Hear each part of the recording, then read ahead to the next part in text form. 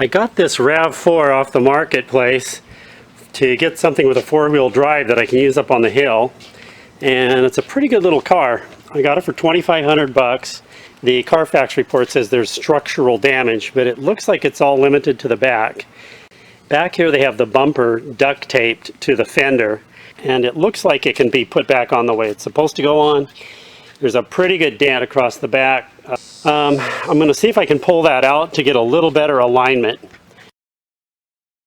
So I backed this up against a tree and braced it with a couple good chunks of wood here at strategic points. And I'm going to try to jack it from the inside so that wood is trying to stabilize it on the sides so that this pushes out through the middle without just pushing against the hinges and the latch. And it looks like we are moving a little bit. Look at the outside. See no, I think it's moving too. Go look and see if it's any shorter space out there. Can you tell?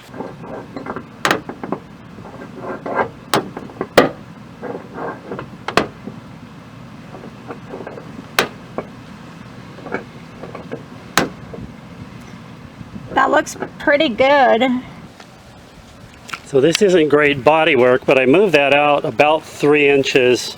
So I pulled all this duct tape off here, and ironically, this piece will actually just go right back where it's supposed to go, and it'll look great. I need to bend this little part out right here. I'll have to heat that up and bend it out.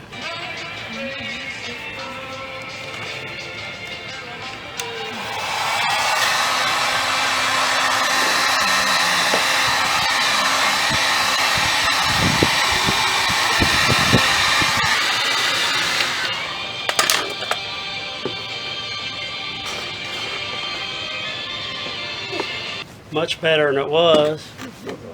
Huh? Yeah. Yeah, better than it was. I'm going to use some JB weld to put this little piece back on the corner and these little brackets that help snap the plastic to the metal. There's my precision JB weld on the corner. Hope these little clips are right. You have about 1/8 of an inch margin for error.